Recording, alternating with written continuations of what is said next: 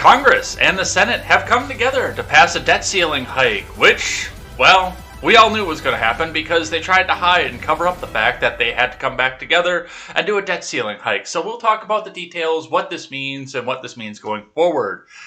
In other news, Dan Crenshaw gotten hot water, or gotten good graces, depending on who you ask, about calling out the Freedom Caucus in the House.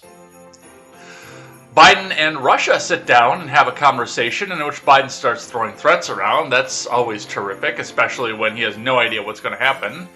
And the Jussie Smollett trial is drawing to a close, so we'll go over some of the highlights of that and why I didn't really cover it that much, and talk a little bit about some of the details that are there. It is going to be all this and more. Let's go, Brandon. I'm Jay Edgar, and this is Contemporary.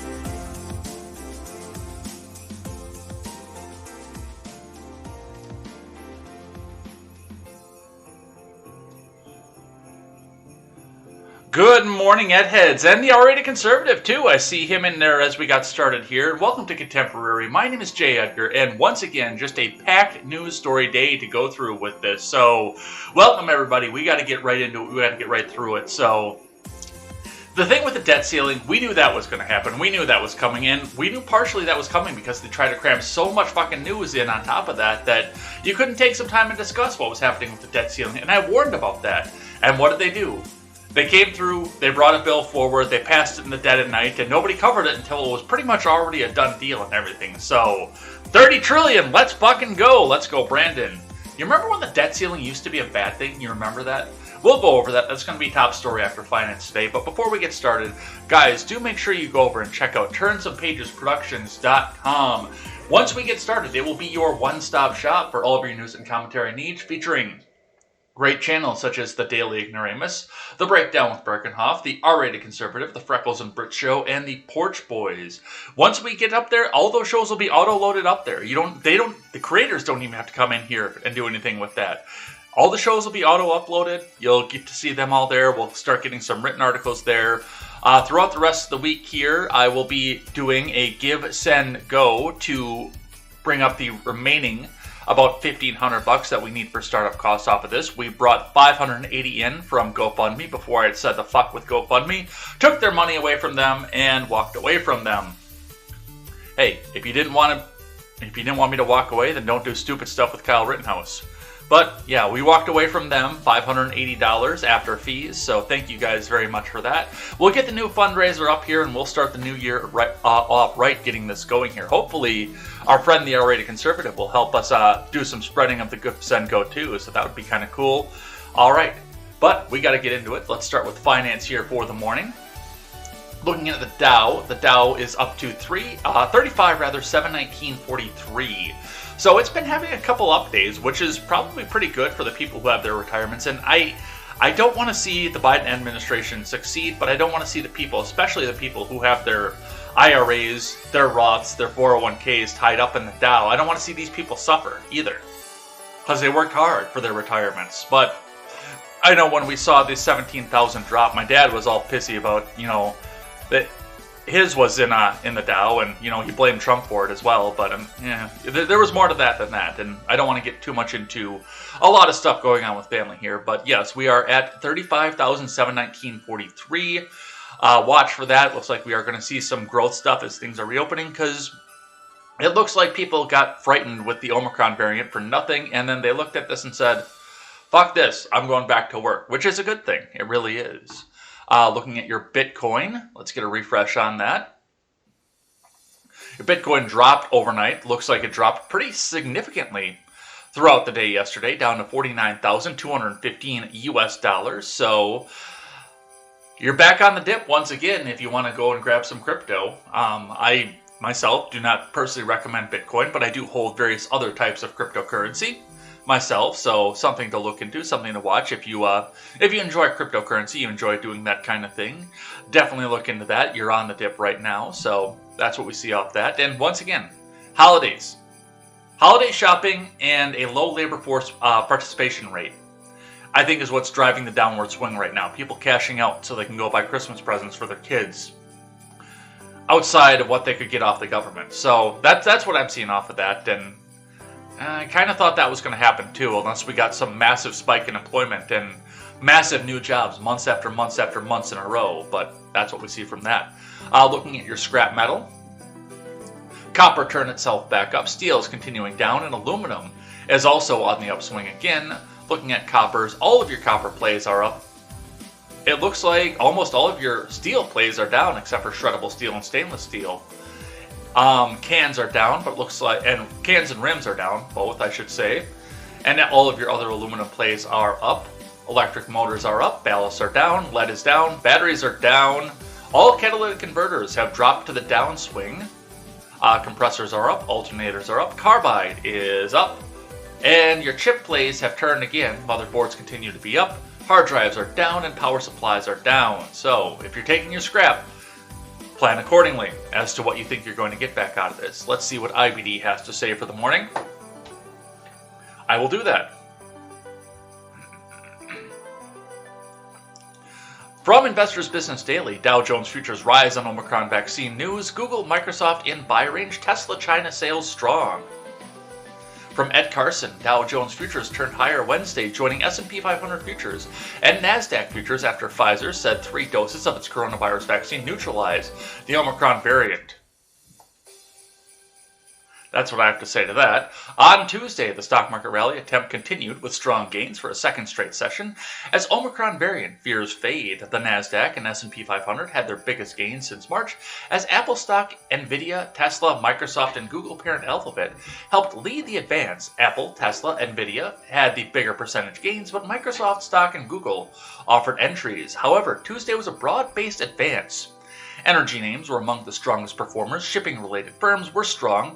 Retail, financial, and housing-related plays had solid gains, while aggressive traders could choose to take some pilot positions. The stock market rally attempt has not yet been confirmed.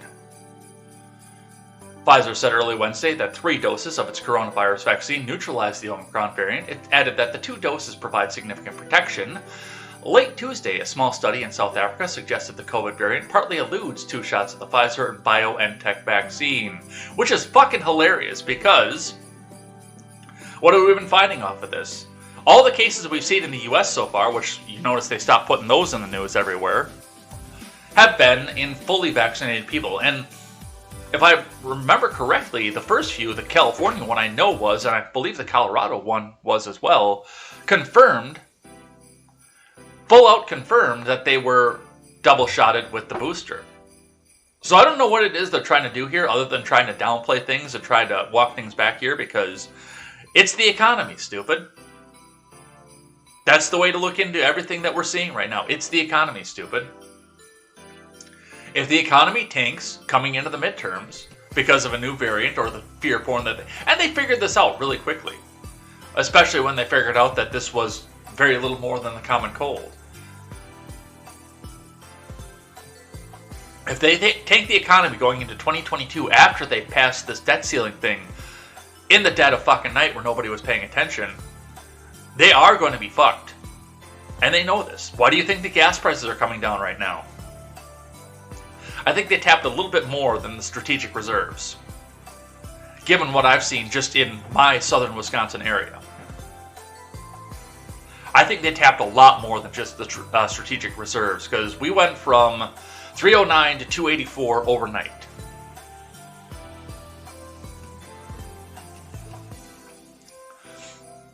Pfizer CEO told CNBC that a 4th dose may end up being necessary. Pfizer and BioNTech is still working on the possible vaccine tweaks to target the Omicron variant specifically. Moderna is also doing so. Pfizer stock edged higher in pre-market trade. BioNTech and Moderna fell slightly. The Chinese Passenger Car Association released the Tesla China sales and exports Wednesday morning, along with industry, EV, and overall auto sales. Tesla Shanghai sold 52,859 vehicles in November, including 31,732 locally and 21,127 exported. Most of those exports are going to Europe. Tesla Shanghai exports most of its production in the first month of a quarter and much of it in the second month, such as November. The much-delayed Tesla Berlin plant should eventually reduce the need for Tesla China exports to Europe, at least the Model Y, but the Berlin ramp-up is expected to be slow. Tesla stock were little changed in pre-market trade after a strong gain on Tuesday.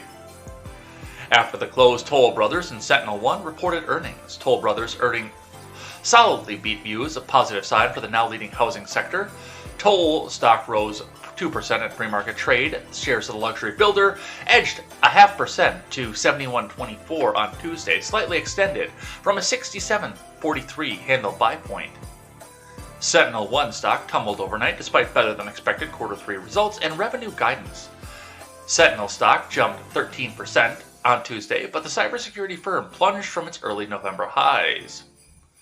Also moving overnight, tech services firm EPAM Systems jumped on word it'll join the S&P 500. EPAM stock is set to rebound above its 50-day line and break the trend line. Tesla, Google, Microsoft, Nvidia are on the IBD leaderboard. Google is on Swing Trader. Google, EPAM, and Microsoft are on the IBD long-term leaders. Nvidia and Tesla are on the IBD 50. Google stock was also the IBD stock of the day.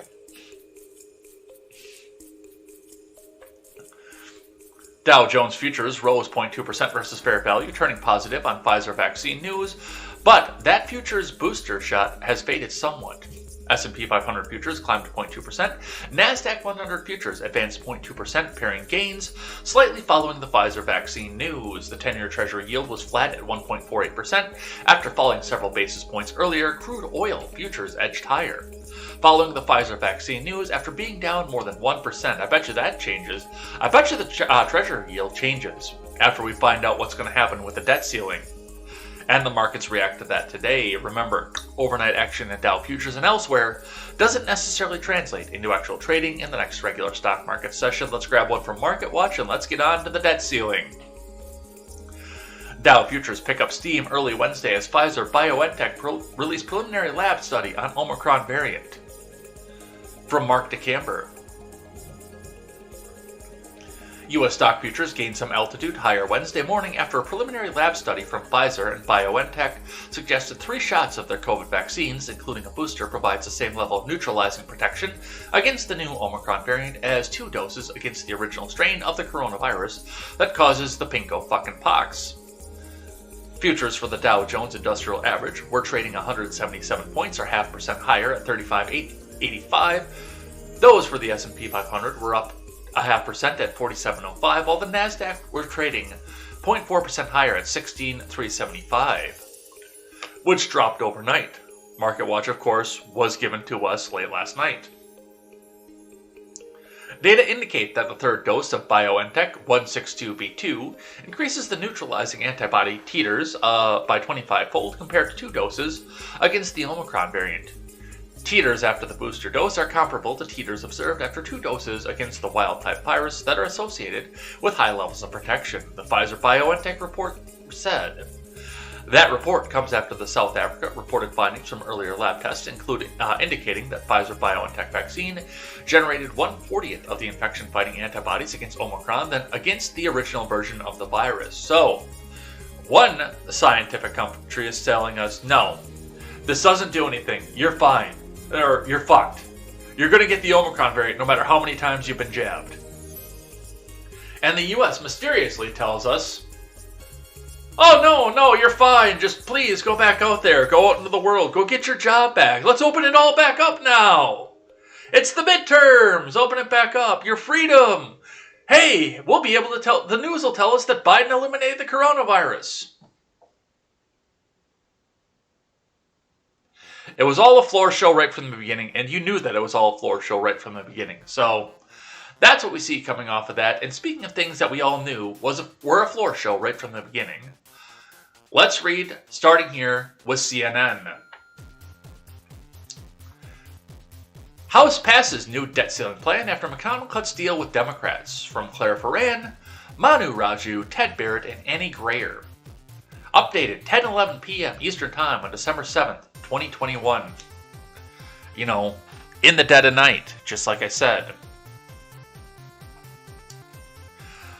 Senate Majority Leader Charles U. Schumer and Minority Leader Turtleman McConnell have reached an agreement to create a one-time process that will let Democrats raise the debt ceiling on their votes alone. A deal that underscores the lengths the GOP leader will go to avoid a damaging default without a Republican support to increase the national borrowing limit. And everybody who said that McConnell was going to fight, he was going to fight this, he was going to make sure that this didn't happen. I told you! And what else did I tell you? It was going to happen in the dead of night. And a packed news cycle.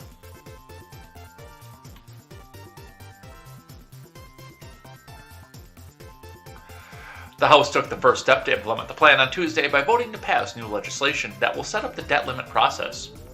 The final vote was 222 to 212. GOP Rep. Adam Kinzinger, because of course he did, of Illinois, was the only Republican to join Democrats in voting for the bill. Suck on that blue veiny donkey dick harder, Kinzinger. They're not going to bring your district back. The measure will now need to be taken up by the Senate. The new legislation, if advanced with 60 votes in the Senate, will create a temporary fast-track process to allow Senate Democrats to act on their own to increase the debt limit with 51 votes. The legislation outlines that Congress would have to specify the exact dollar amount of a new national debt limit, likely north of $30 trillion. $30 trillion! Let's go! The fast-track process will expire after January 15th. Treasury Secretary Janet Yellen, with a maniacal smile on her face, has warned the debt limit could be reached on December 15th, otherwise the U.S. would suffer financial catastrophes and endure its first ever default. The scary default! It's coming! The legislative gymnastics to avoid a default underscore how Republicans in particular are eager to avoid both an economic calamity and the backlash for casting a politically toxic vote of raising the borrowing limit. Since 60 votes are needed to break a filibuster in the 50-50 Senate, 10 GOP votes ultimately are needed to advance any new legislation. McConnell believes that Republicans would be more willing to vote to create a new process on the debt ceiling rather than raise the debt limit itself, but he's facing pushback from some of his colleagues who believe he's giving in too quickly to Democrats. No shit. He's a globalist. He's an establishment. He didn't give a fuck about you, about the debt ceiling, about making America great or anything else like that. He never has. He got to be front and center and got to be called the heel and get all kinds of attention under Trump. Because I get to go back and push back against Barack Obama. But he never had your best interests in mind. He's the government. And I told you that. And I did praise him when he did right. But I always warned you in the back of my head. In the back end of it, after I praised him for doing right. Watch this guy. He's a fucking snake. He's an establishment neocon fucking prick.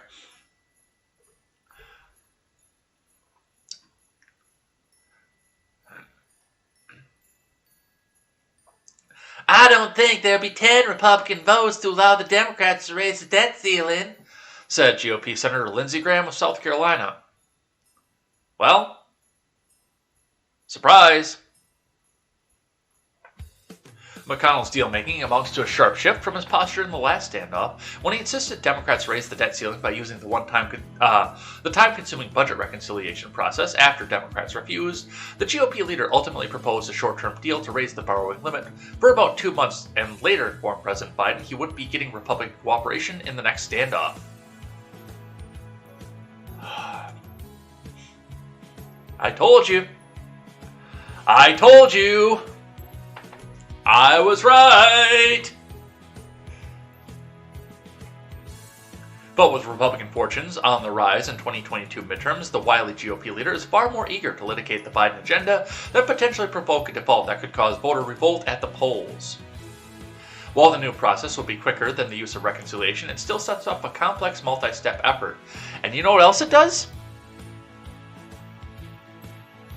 It leaves the budget reconciliation open so they can use it for their massive build back fucking broke ass spending bill. Guess what? We're getting that spending bill too. Aren't you excited? Aren't you excited for the fact that we're going to spend our way to whatever the fuck the debt ceiling is going to be right away?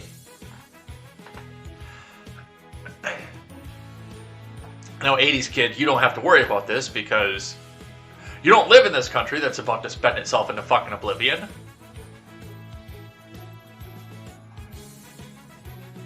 So, that's what we see off of that.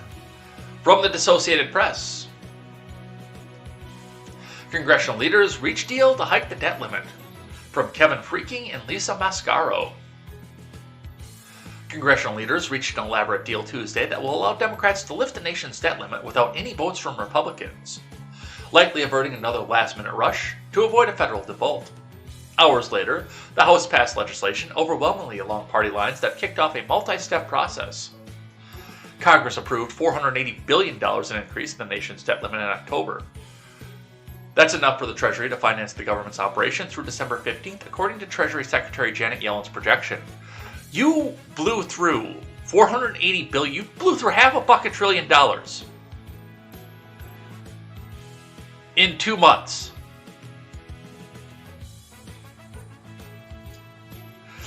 But Republicans have warned that they won't vote for any future debt ceiling increase to ensure the federal government can meet its financial obligations, and instead, the politically unpopular measure would have to be passed entirely by Democrat majority in both chambers of Congress. President Biden called on Republicans to get out of the way, man, if they don't help Democrats shoulder the debt responsibility, but rather than step aside and allow for a quick vote. Senate Republican leader Turtleman McConnell has helped engineer an unusual legislative process that will play out over the next several days. Donald Trump, the former president, ridiculed McConnell for allowing any action, showing just how politically toxic the routine act of paying the nation's bills has become. This isn't about paying the nation's bills. That's the problem. It's about the fact that you have spent and spent and spent entirely too much stupid shit. I have been warning about this since the debt ceiling suspension last year. I have been warning about this. And here we are. And of course, they're going to come out here and say, the adults are in charge. So, this isn't about the new spending package. This is about paying our nation's bills. I think this is the best interest of the country, said McConnell of Kentucky.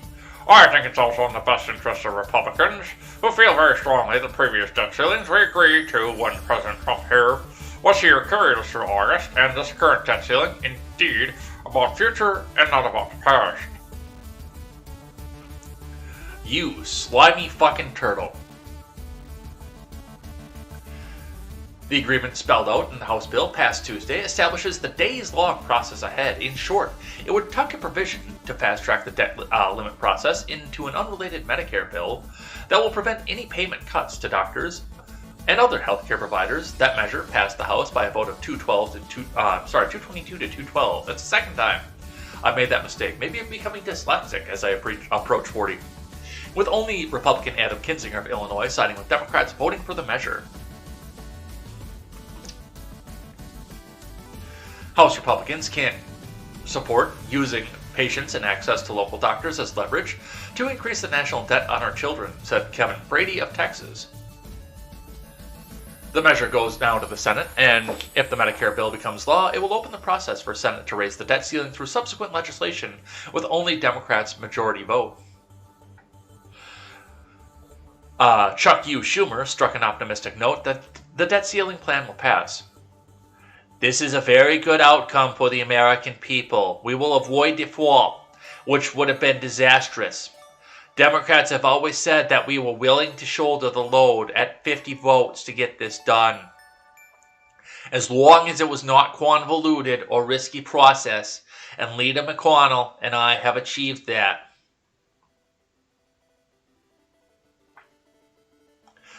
Key to the agreement that Democrats will have to vote on specific amount by which the debt ceiling would be lifted. The amount has not been yet disclosed, but it's sure to be a staggering sum. Republicans want to try to blame Democrats for the nation's rising debt load and link it to Biden's $1.85 trillion social and environmental bill.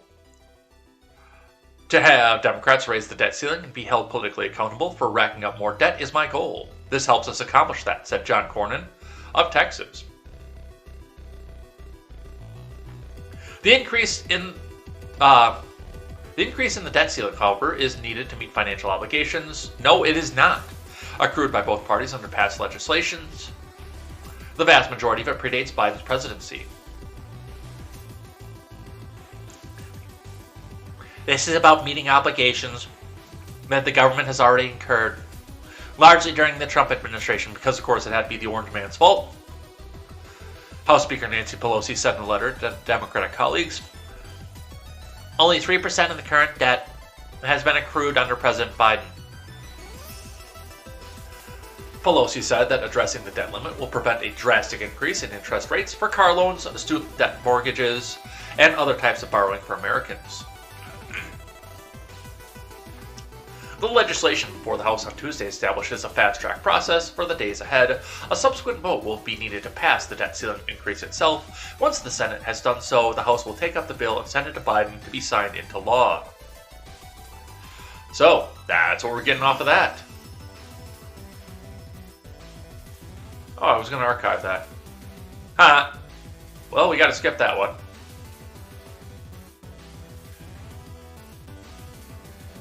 Let's move on to the Hill, though.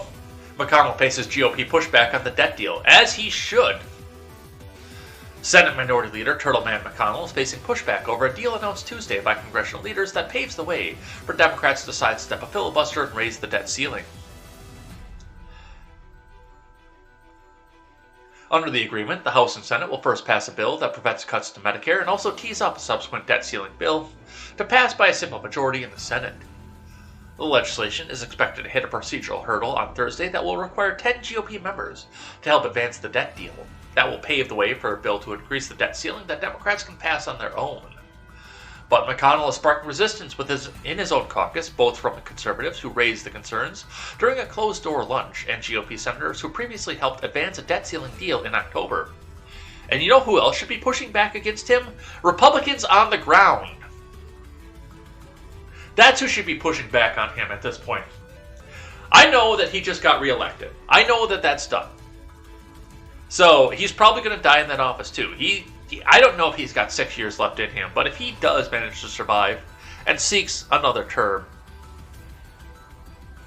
he should not be allowed to. He needs to be primaried onto this. This is a failure.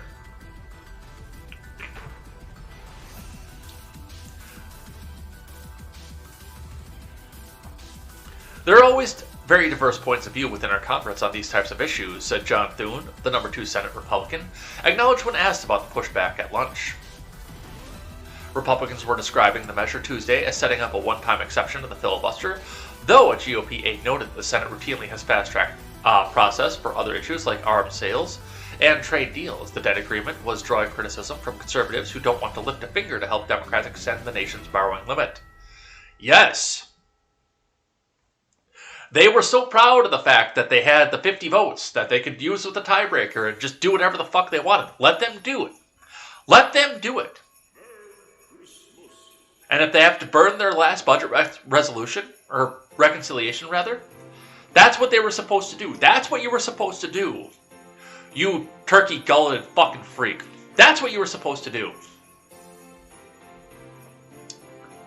Mike Lee said in a tweet, called it a Frankenstein bill that would neuter the Senate, while Ted Cruz warned that the Republicans should do nothing that helps Democrats raise the debt ceiling.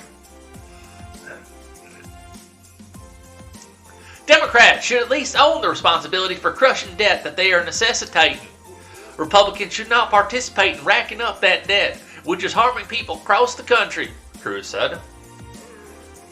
Democrats have pointed out that the debt ceiling needs to be lifted to cover bills signed by both President Biden and former President Trump, and former President Obama, and former President Bush, and former President Clinton, and former President other Bush, and former President Reagan, and former President Carter, and you know, we can't stop spending all the money that these people promised. even though many of them are long since deceased.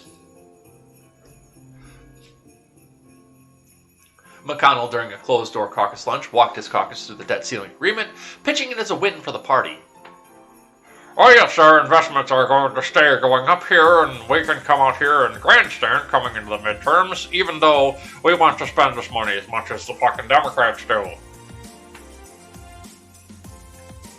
He touted it as allowing the GOP to put focus on Biden-era spending, which McConnell sees as a more potent line of attack heading into 2022, as well as a victory for the Republicans because Democrats will have to raise the debt ceiling to a specific number. "I think this is in the best interest of the country by avoiding default. I think it's also in the best interest of Republicans," McConnell told reporters following the lunch.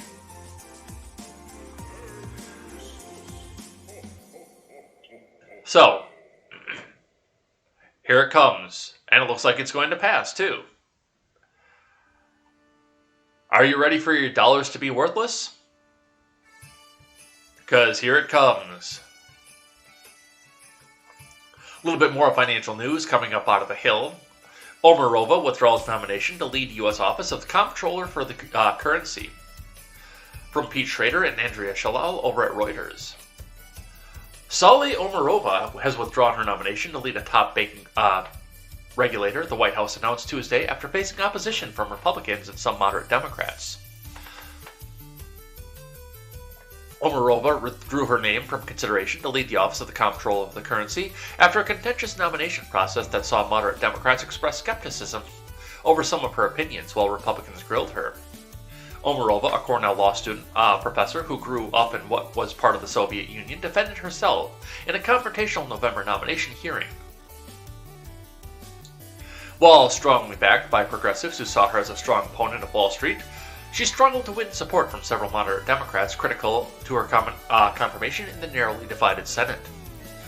Omarova's nomination proved a heavy lift at the time when the Biden admin needs to rally the support of all Democrats to ensure the passage of its $1.75 trillion social and climate spending package. At least 10 Democrat senators have expressed reservations, which would have made approval of Omarova virtually impossible, according to a congressional aide. In a statement, Biden praised her deep expertise on financial regulation and criticized inappropriate personal attacks that were beyond the pale following her nomination. Republicans and banks were vehemently opposed to her nomination, citing her academic work on bank oversight and reform, which called for big banks to be broken up and the Federal Reserve to provide public bank accounts. I'm on board with half of that, actually. I mean, I would rather work with... And I say this using one of the biggest banks in the country. Because up until recently, I hadn't decided where I was going to land and stay for the rest of my life. And it's probably going to be right here in this area. So I've been just using national chains. But I'm not opposed to seeing, like, your BMO Harris's, your Wells Fargo's, your Chase banks and whatnot that have acquired many other banks, many other smaller banks like that. I'm not opposed to seeing them broken up. I really am not. She's the third nomination that the Biden admin has withdrawn following Neera Tanden, who had been nominated to head the Office of Management and Budget, and David Chipman, who was nominated to lead the Bureau of Alcohol, Tobacco, and Firearms. Wait. I have a special message for her.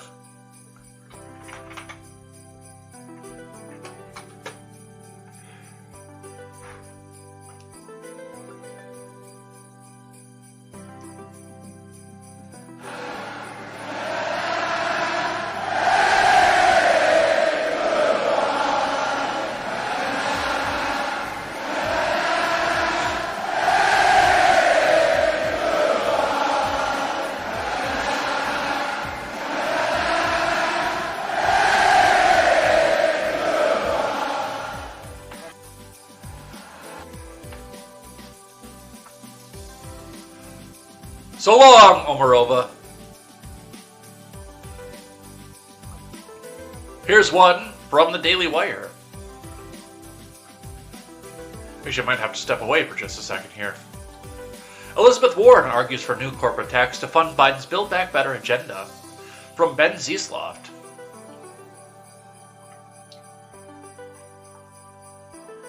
Senator Warren is proposing a 15% minimum tax for corporations earning over $1 billion in profits.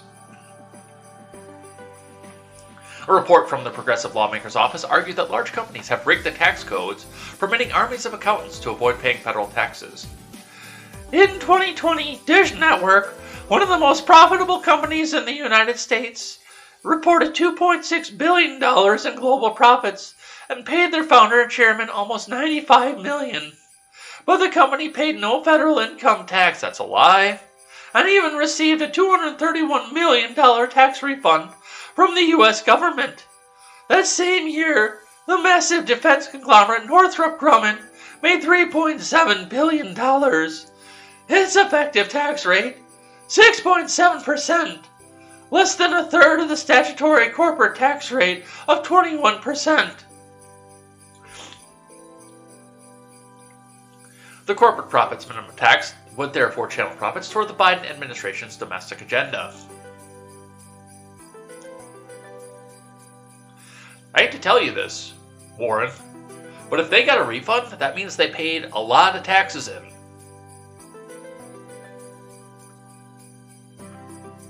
In addition to making our tax code fairer, the CPMT will generate $319 billion over the next decade to invest in the American economy and support America's workers and families. The CPMT is a core component of President Biden's Build Back Better agenda, and requiring these companies to pay their fair share in taxes will help fund transformative investments in our country. Universal pre-K, child care, paid leave, tax credits for family, expanded Medicare coverage, and more. Among the 70 eligible companies identified by the report are Amazon, Apple, Bank of America, Facebook, Google, Microsoft, Nvidia, PayPal, and Salesforce. During the Wall Street Journal CEO Council Summit, Tesla and SpaceX chief executive Elon Musk presented the opposite view. The government is incapable of effectively using resources towards productive ends. It does not make sense to take the job of capital allocation away from people who have demonstrated great skill in capital allocation, and give an entity that has demonstrated very poor skill in capital allocation, which is the government, he commented. Government is simply the biggest corporation with a monopoly on violence. I actually have this elsewhere in the stack. Where the fuck do I have this? Yes, I have this here. Let's listen to the spaceman, Elon Musk.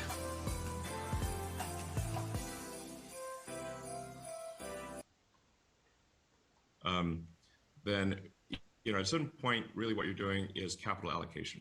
So you're not, it's not money for personal expenditures.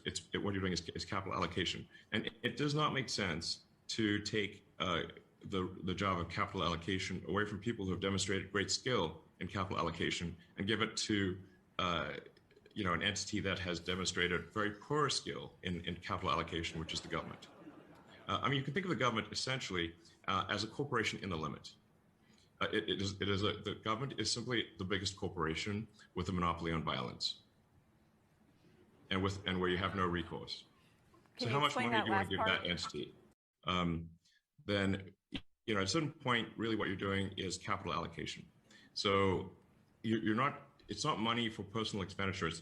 What you're doing is capital allocation, and it does not make sense to take the job of capital allocation away from people who have demonstrated great skill in capital allocation. Yeah, and he's right with this. And of course, we go back to monopoly and violence, which the government definitely has. But that's just where it's at and where it goes. So good on Elon Musk for that.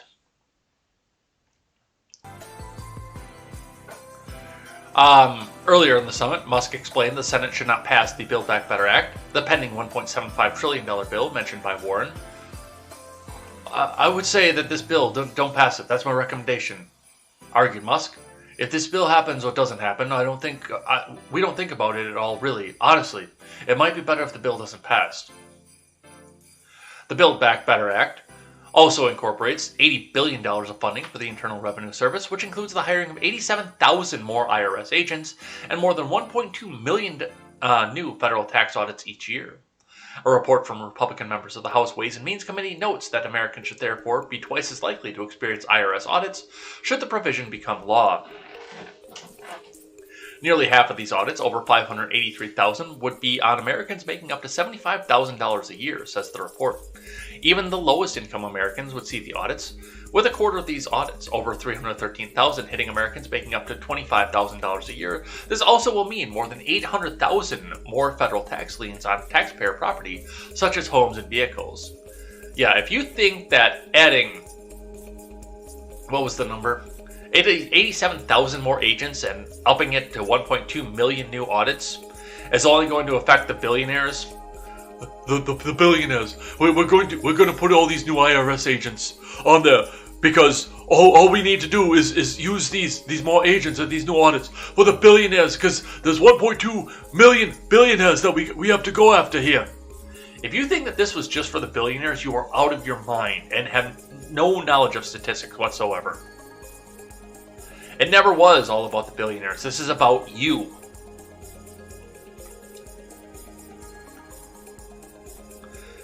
But that's what we have coming off of that. Alright, let's move on. A tale of two outlets. A tale of two points of view. Now, the one from CNN is an op-ed from Chris Cillizza, so keep that in mind. And The Hill tries to be objective. At least, tries to be. They don't do a very good job of it, but they try to be. But we'll read here first from Chris Cillizza. This conservative Republican just told an uncomfortable truth about the Trump wing in Congress. Analysis by Chris Cillizza. Texas Rep. Dan Crenshaw did something rare in Republican politics over the weekend. He used actual facts to rebut a commonly held misconception. Yeah, he's their new court jester, Dan Crenshaw is. Speaking at an event for Texas Liberty Alliance at PAC on Sunday, Crenshaw lit into what are often believed to be the most conservative and most Trump-loving members of the GOP conference. There is nothing conservative about the people he ripped into. They're populist. There's nothing conservative about them whatsoever. Here's Crenshaw. There's two types of members of Congress. There's performance artists and legislators. The performance artists are the ones who get all the attention. The ones you think are more conservative because they know how to say slogans real well. They know how to recite the lines that they know our voters want to hear. He then goes on to cite data suggesting that the Illinois Republican Adam Kinzinger, an outspoken critic of Trump, was actually one of the most loyal supporters of the then president's agenda in 2017 and 2018 during the 115th Congress when Republicans held the House and Senate majorities. No, Kinzinger just kisses the ass of whoever's in power. That's the problem with Kinzinger. I figured that out during the Trump administration. Kinzinger is on his knees for whoever the president's party is. He registers as a Republican because it's the only way he can get elected in what was formerly his district. But I bet you that if it turned on him and he found a way to get elected as a Democrat, which he might coming up here, he might switch his affiliation. It's all about what's going to get him elected. Kinzinger is slime. Then Crenshaw drops the hammer, noting the House Freedom Caucus members were some of the least loyal to Trump's agenda. All of them, Crenshaw insisted. What you hear so often is not true, Crenshaw warned the audience. We have grifters in our midst in the conservative movement. Lie after lie after lie. So, is Crenshaw right? 538 keeps tabs on votes in support of Trump's agenda and positions for all 4 years of his presidency, which makes it relatively easy to fact-check Crenshaw's claims. In the 115th Congress, Kinzinger, that scourge of all Trumpists, voted in line with the Trump position 99% of the time. That put him in a tie for the second most Trumpy voting record in the House over those 2 years. You'll notice also, Kinzinger voted against impeachment the first time, but for it the second time, which happened after Biden honk won the election, don't ban me Susan. 80 million votes, most popular president in history, more votes than Barack Obama. Some of the least supportive members of the Trump agenda over that same time were, in fact, members of the Freedom Caucus. There was Andy Biggs, who backed the Trump position just 72.9% of the time, and fellow Arizona Rep. Paul Gosar, who was with Donald only 77.8% of the time, Louis Gohmert, 80.4%, and Matt Gaetz, 81.1%, Mo Brooks, 83.7%, and South Carolina Rep. Ralph Norman, 83.9%, and even Jim Jordan, 85.1%. For his part, Crenshaw wasn't in the 115th Congress under GOP control when he got elected and served in the back half of the Trump presidency. In the House GOP minority, he voted with Trump 90.8% of the time, according to 538. Yeah, he's another one that just did whatever the presidential power was. But his intent, of course, was to stay at war forever because I'm a soldier, that's the reason you should have elected me. There's more, lots more. But you get the idea. Crenshaw, in the main, is absolutely right that Kinzinger was one of the strongest supporters of Trump's agenda over his first 2 years in the White House, and prominent members of the House Freedom Caucus were among the then president's least steady backers. Neither Crenshaw's office nor that of Biggs, the current Freedom Caucus chair, immediately responded to a request for comment. What gives? My educated guess is that Trumpism really isn't about a set of conservative policy positions, it's about an attitude and worldview. Confrontational and conspiratorial, respectively. Does Trump even know the facts that Crenshaw was telling the crowd on Sunday? Probably not, and it's not immediately clear to me that he would care. Trump likes performers, and the White House Freedom Caucus, from Gaetz to Gohmert to Jordan, is full of them. They are the faces of the modern Trump Republican Party, even though their voting records suggest they've been something short of fully supportive of the former president. He couldn't whip them into line. He wasn't the dictator that they thought he was, and they were trying to undermine his agenda. Cry more, Saliza.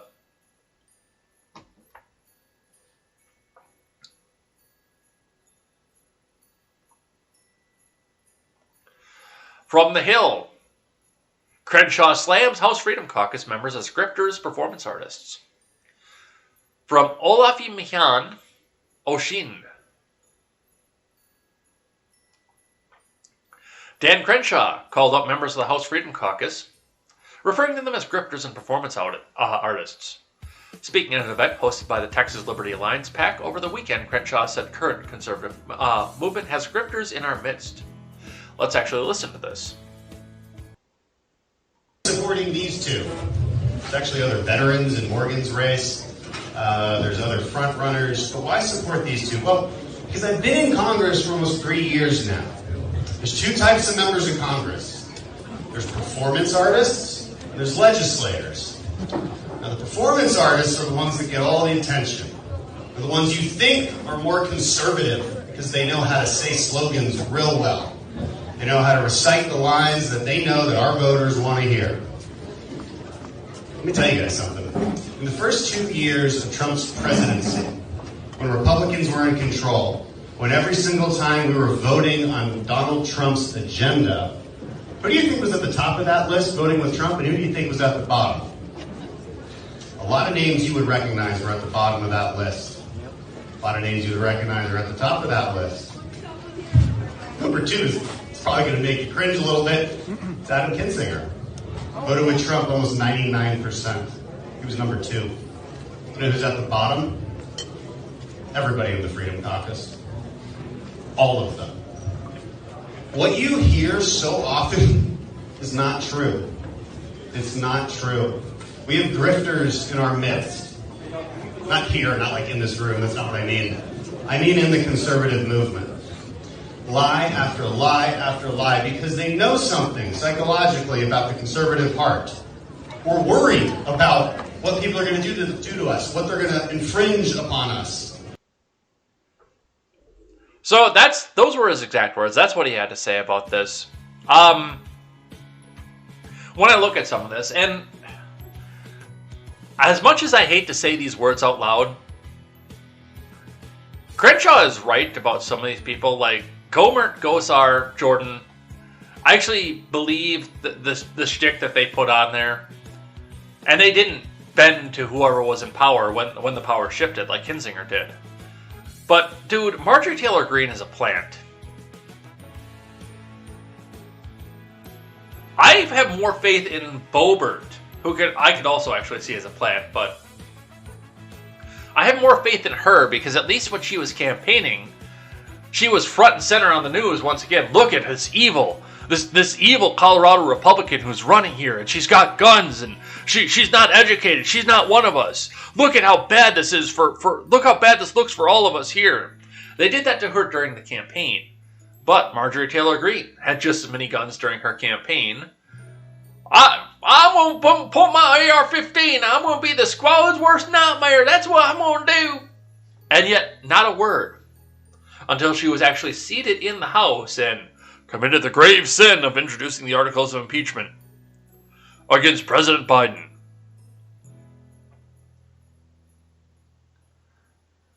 I think Marjorie Taylor Greene was planted there. She was put there by, well, people like Crenshaw to come out here and make the MAGA movement look bad. And I love that, like, the cat turd followers, too, who looked at this as, oh, no, she's real. Look at who her enemies are. Okay. She gets massively overbloated media coverage, given aside from the fact that she's nothing but a vote at this point. She has no committee assignments, and same thing with Gosar at this point, except Gosar doesn't get any media attention. But they always focus on Marjorie Taylor Greene for some reason, in spite of the fact that she literally can't do anything except for vote yes or no.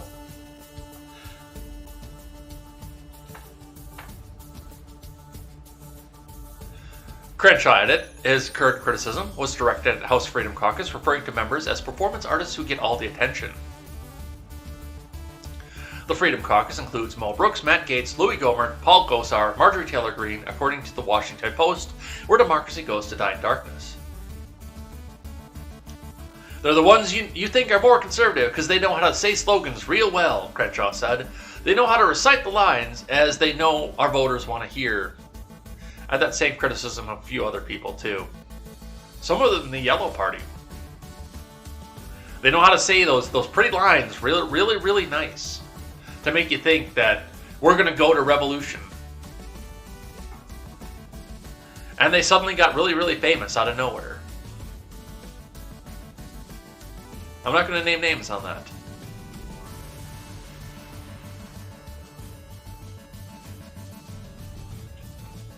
But there you go. That's what Crenshaw has to say. Look, let's make a division. Let's go back to being warmongers and spread Christianity throughout the Middle East.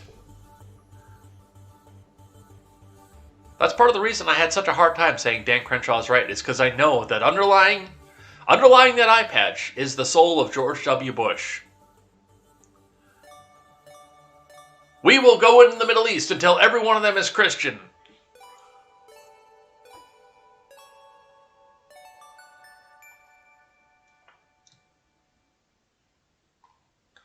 From the New York Post. This one was funny. I meant to do this one yesterday, but we ran out of time. 40% of Hispanic voters are offended by the term Latinx. Poll finds. From Kenneth Garger. The increased usage of the word Latinx by Democrats may actually hinder the party's efforts to win over voters of Latin American origin, a new poll finds. Just 2% of registered voters of Hispanic, Latina, or Latino origin who were questioned in the nationwide poll identified as Latinx, while 40% say the same 800 interviewees said they were offended in some way by the gender-neutral word.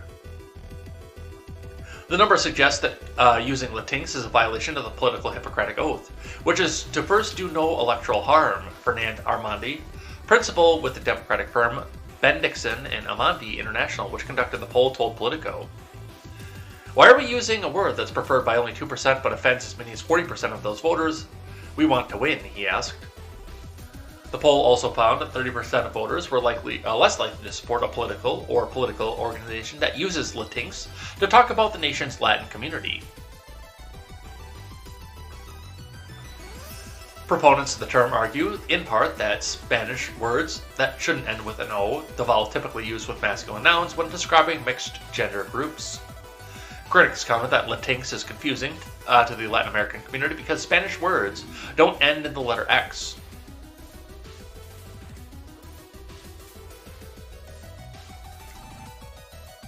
Also, in the Spanish language, the letter X has the H sound, which means that it would make a weird sound at the end of the word Latin.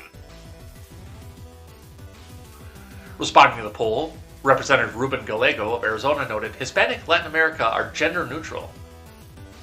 So we've already gender neutral options to describe the Latino community. Adding an X and creating the new word comes off as performative, Gallego said.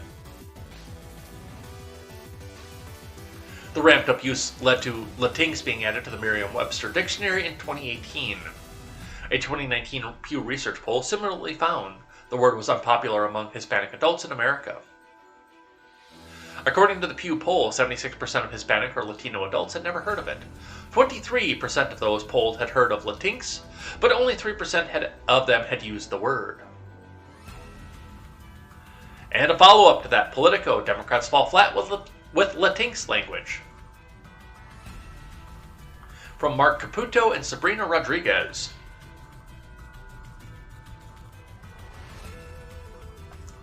As Democrats seek to reach out to Latino voters in a more gender-neutral way, they've increasingly begun using the word Latinx, a term that first began to get traction among academics and activists on the left.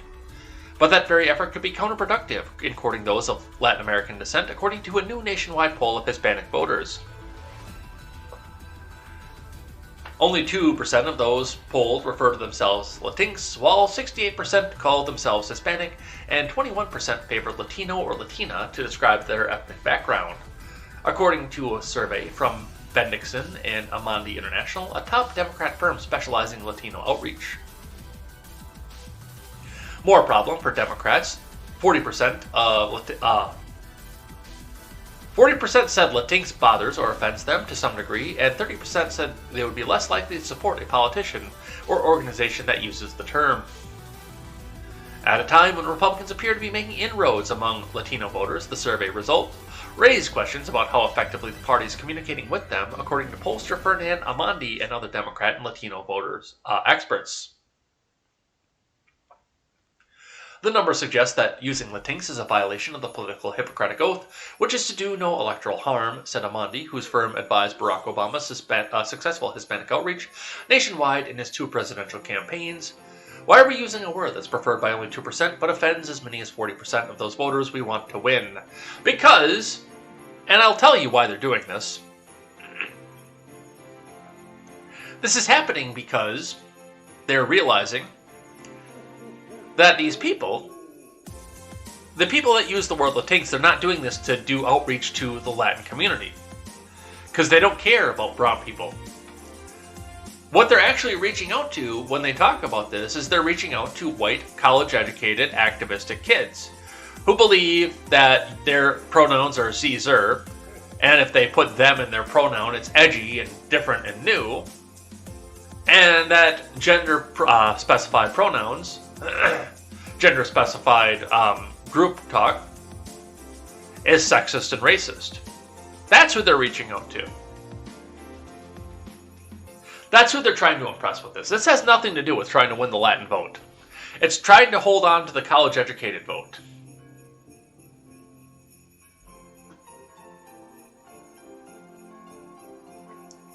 But that's what they have from that. From CNN.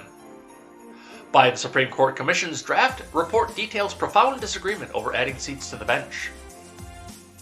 From Ariane DeVoe and Paul LeBlanc over at CNN. A controversial commission set up by President Biden to explore changes to the U.S. Supreme Court concluded in a draft final report Monday that there was profound disagreement over whether to add more seats to the bench, but suggested more consensus for term limits for justices without taking a final position on the issue. The report, which was widely criticized before its release because it would not offer concrete recommendations to the president, spans hundreds of pages and also tackles issues such as the court's emergency docket and the current state of confirmation hearings. The draft report was compiled by a commission with more than 30 members who are expected to vote Tuesday to make the final report. The report from the commission, which was established last April, comes as polls show the public approval of the Supreme Court dropped in recent months, especially since September, when the justices allowed a Texas ban on abortions at roughly 6 weeks of pregnancy to take effect. More recently, after oral arguments in Mississippi abortion rights case, it appeared justices were on the cusp of eviscerating the core of Roe v. Wade, the 1973 landmark ruling that made abortion legal nationwide. As a presidential candidate, Biden announced his intention to form a commission to review possible changes to the court amid pressure to stake out a position on court expansion after the pressure from fellow Democrats seeking to bring greater balance, which means that we just want to win, to the 6-3 conservative majority. We've arrived at the finish line, one person familiar with the workings of the commission said just before the release of the report, adding that there's never been a comparable document sent to the president that comprises a very extensive look at competing arguments. The person said the report exceeded expectations and serves to advance the debate and frame the right questions with full cross-ideological participation. And see, that's one of the things that I do admire about the Democrats, at least. Now, they did use weasel words and they dressed it up, but the weasel words fell flat on this, and you know what they mean off of this. They have pressure from fellow Democrats to bring greater balance to the 6-3 conservative majority, which means they will come right out and say, we want to change the Supreme Court just because we want to win. Just so we can win. Whereas Bitch McConnell, the Turtle Man, comes out when he just wants to win and says, well, Mr. President Obama, you're not going to get a confirmation coming up in the later stages of an election year for the Supreme Court because, well, we've got this thing where we don't do this in an election year, and this never happens here, and we should wait to see what the results of the election are. And then when it turns around to come back in his favor, oh yes, no, we're just going to push these Supreme Court justices through, and there's not going to be any question of this whatsoever. Don't worry about why we're doing this. We're just going to do this because.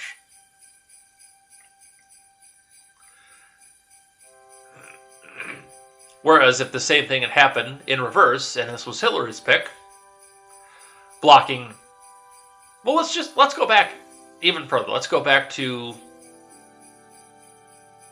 W.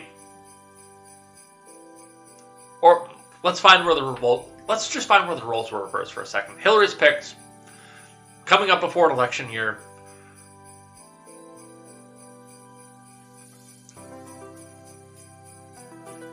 No, we're still on Obama's picks. So yeah, Hillary's picks coming in at the last second. Whereas if it would have been Chuck Schumer doing this on the last year, he would have said, no, we got the votes, we just want to win. And we're blocking the other ones out of here because we just want to win. Democrats will at least come out and say that we're just doing this because we want to win. And Republicans, because they will easily snatch defeat from the jaws of victory, will come out and use weasel words left and right to come out and say, oh no, we're doing this because of some long-standing precedent somewhere, and don't worry about why we're doing this, it's just because of long-standing precedent.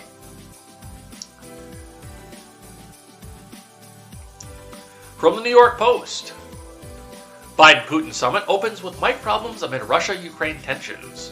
From Stephen Nelson. Look, Grandpa, I'm on my first Zoom call. Look at me. Mr. President, you have to unmute yourself. President Biden and Russian President Vladimir Putin on Tuesday opened a 2-hour summit with waves of hello and some Biden virtual meeting technical difficulties before discussing concerns that Russia may invade Ukraine.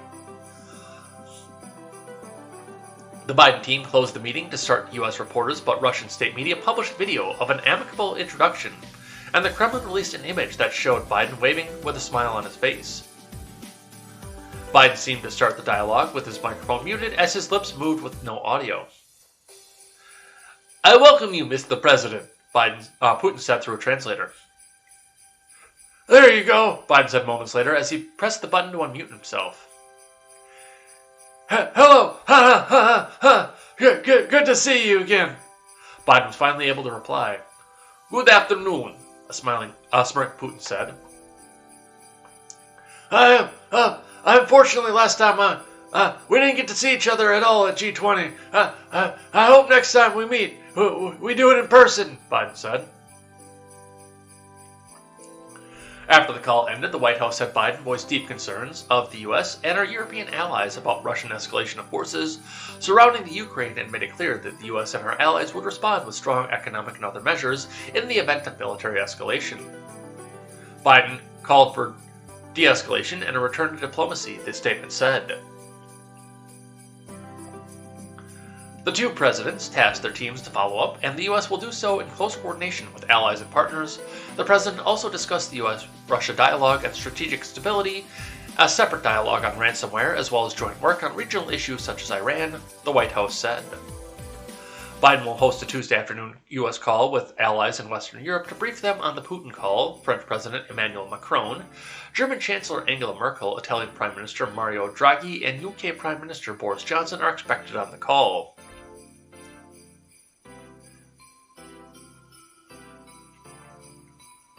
Ukrainian President Volodymyr Zelensky last month alleged a pro-Russia coup plot that was supposedly to take place on December 1st to 2nd, and Russia has massed troops near the Ukraine's borders.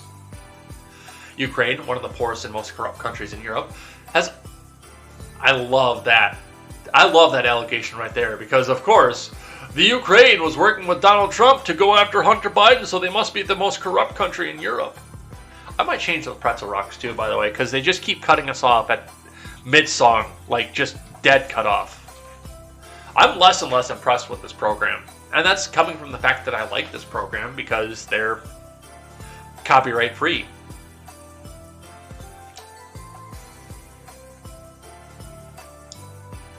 Has alternated between pro-Russia and pro-Western leaders since the end of the Cold War. A 2014 uprising moved Ukraine away from Russia influence, sparking pro-Russia protests across the Russian-speaking south and east of the country. The White House has vowed crippling economic sanctions against Russia if it invades Ukraine, and prior Russian troop buildups, including earlier this year, have dissipated without conflicts. So that's what we see coming off the meeting here. Let's see some of the other responses to this coming from NBC. Biden warns Putin of strong response if Russia invades Ukraine. From Shannon Pettypiece. President Biden told Russia President Vladimir Putin on Tuesday that the U.S. would pursue strong economic measures and increase military aid to the region should Russia invade Ukraine. Biden told Putin that in addition to sanctions, the U.S. would provide additional defense materials to Ukraine and build up military capabilities in nearby countries that also border Russia.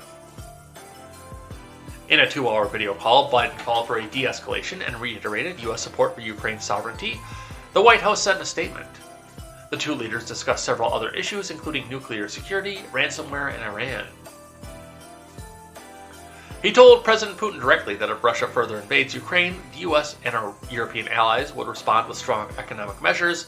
National Security Advisor Jake Sullivan said, "We would provide additional defensive material to the Ukrainians, above and beyond that which we are already providing, and would fortify our NATO allies on the eastern flank with additional capabilities in response to such an escalation." Not official financial advice once again, but now might be the time to go buy yourself some Raytheon stock, some Halliburton stock, some Northrop Grumman stock. Now might be the time for that. After Putin moved more than 90,000 troops to the Ukrainian border in recent weeks, administration officials said they believe Russia could engage in military action, but they are unclear whether a decision has been made. Along with the military buildup, Russia has been significantly ramping up misinformation campaign to make Ukraine appear to be the aggressor. The standoff could present Biden with the biggest foreign policy test since the chaotic U.S. troop withdrawal from Afghanistan in August, which led to the Taliban's regaining control of the country. Both Democrats and Republicans criticized Biden for his handling of Afghanistan, and his approval ratings declined. As vice president, Biden was heavily involved in U.S. relations with Ukraine. At the time, Russia had invaded and annexed the Crimean Peninsula from the Ukraine. This time, the White House says it will go further in countering Russian military aggression than it did in 2014. Oh yes, I'm sure that Biden was very, very involved in Ukrainian affairs, especially going on with what happened over there. You know, like, hey man, I told him that day that you better fire that prosecutor that's investigating what's going on over here. Otherwise, you're not getting that $1 billion in defense funding and extra defensive weapons and such. And I came back and son of a bitch, the next day they fired him. Ha ha ha ha ha.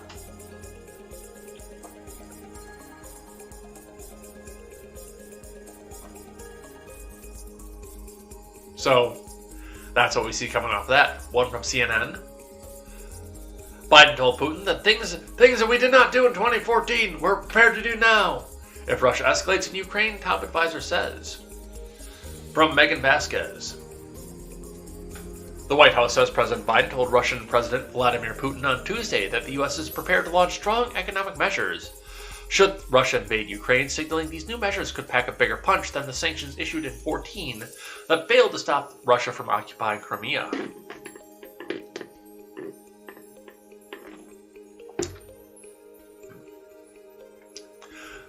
I will look you in the eye and tell you, as President Biden looked Putin in the eye and told him today that things we did not do in 2014 we're prepared to do now.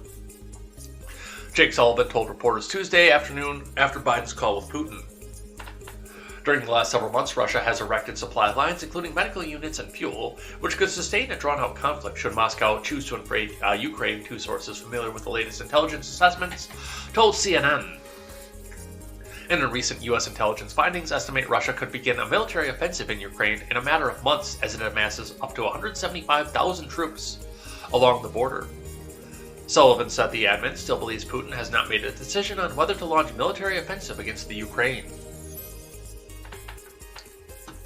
Sullivan did not go into specifics, but added the U.S. is coordinating with European allies at a deep level of specificity.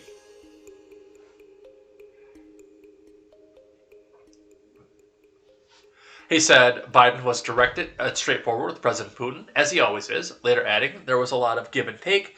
There was no finger wagging, but the president was crystal clear about where the U.S. stands on all these issues. Along with economic ramifications mentioned in the call, Sullivan and Biden relayed that the U.S. is prepared to bolster defense capabilities in the region.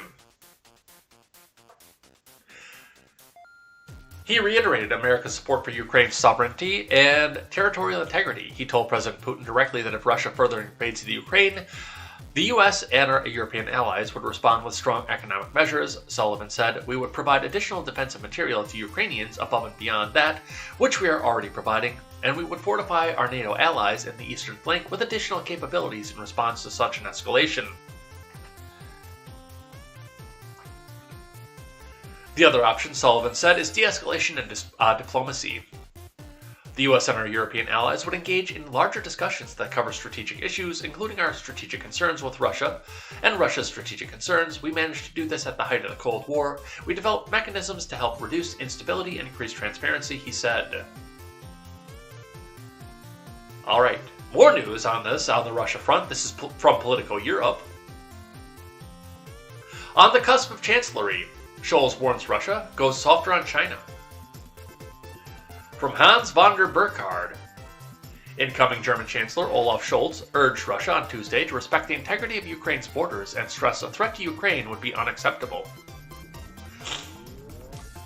A day ahead of his formal election as Chancellor, Scholz spoke at a press conference in Berlin, during which he vowed to advance Europe's interests and called on Russia to de-escalate tensions with the Ukraine, but shied away from bluntly criticizing China.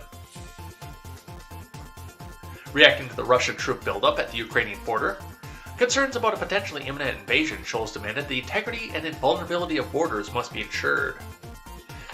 Okay, Scholz, I love what you're doing here, but I need to ask you specifically, what the fuck do you think you're going to do? You are at Russia's mercy right now on fuel because of Nord Stream 2.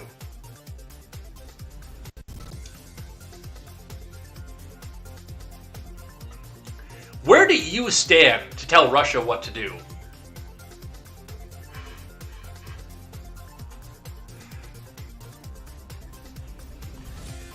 It's very important that no one pulls over history books and redraw borders, he said, adding, of course, we in Germany, just like everyone else in Europe and the United States, are very concerned about the troop movements that we are seeking on the Ukrainian border. That's more French than German.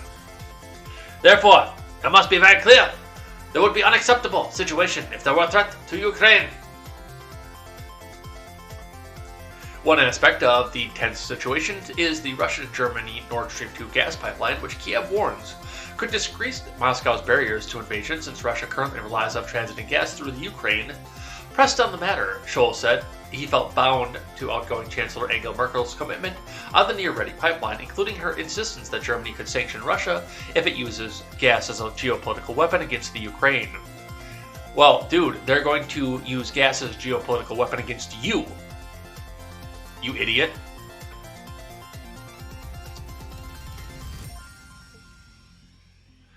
We have worked worked hard.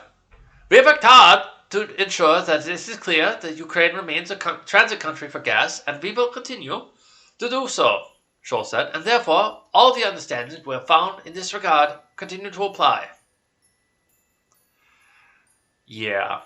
You don't have a leg to stand on, Scholz. I'm sorry. You don't have a single leg to stand on.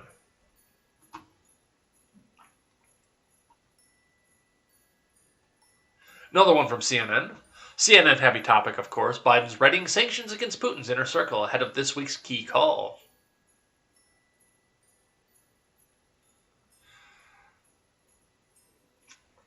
U.S. officials are currently weighing a wide set of sanctions on Russia meant to deter Russian President Putin from launching an invasion into Ukraine, according to people familiar with discussions.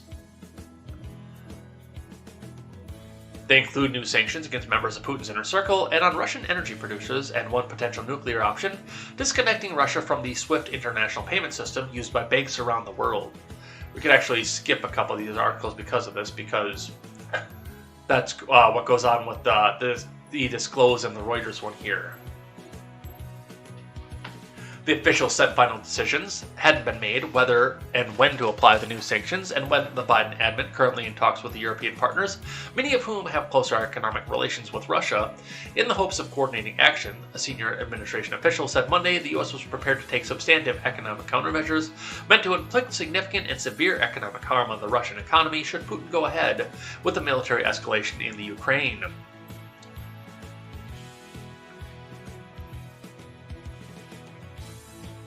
We believe there is a way forward, and that will allow us to send a clear message to Russia that there will be genuine and meaningful enduring cost to choosing to go forward. Should they choose to go forward with military escalation, the official said, briefing reporters ahead of Biden's planned video call with Putin on Tuesday. Nothing about the pipeline, though. They can't sanction that.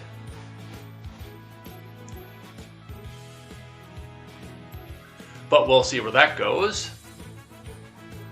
And one for the internal side off of this as well. Democrats seek to avoid internal disputes over Russia and China, from Alexander Bolton.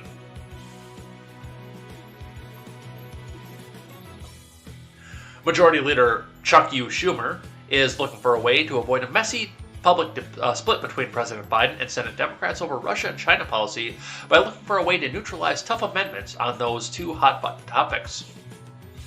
Pressure is growing on Congress to act, as Biden is scheduled to hold a video call with Vladimir Putin, so this was prior to the call, to warn against potential Russian invasion of the Ukraine. Democrat Whip Dick Durbin on Monday acknowledged that Russia-U.S. policy has taken on a new importance amid reports that Russia has 70,000 troops in Ukraine and plans to mass 175,000 troops along its border with the Ukraine in preparation for an invasion early next year. Do they have a big border over there? I don't even know. Let's actually look at the map. Love maps. I love maps. They make such an interesting sound when they go through the wood chipper.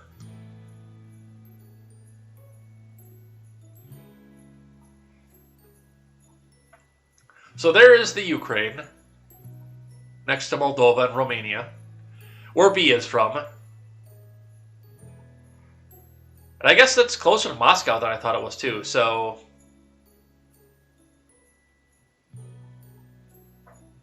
Where's Crimea? That's the one I'm interested in right now. The Crimean Peninsula. Is that this right here?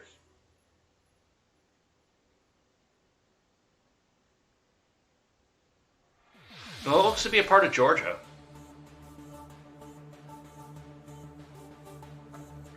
Yeah, I'm definitely curious about Crimea because I don't see a peninsula there that they could be using for annexation. But yeah, they've got people actually in the Ukraine, and then amassing a bunch. That's a bigger border than I thought it was going to be. Where's Crimea?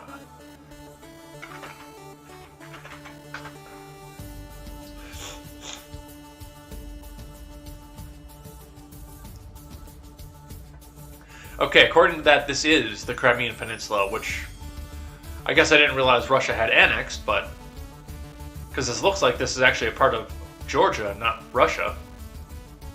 No, Georgia's all the way down here, so yes, this is a part of Russia. Never mind. I can't read a map. I'm stupid, apparently. So yeah, it looks like Russia came down here, touched with Georgia and Azerbaijan over here. And then Ukraine had Crimea, except for Russia came out and annexed it over at this point. Which strategically, I'm not sure why. I'm not sure what strategic advantage this particular peninsula has.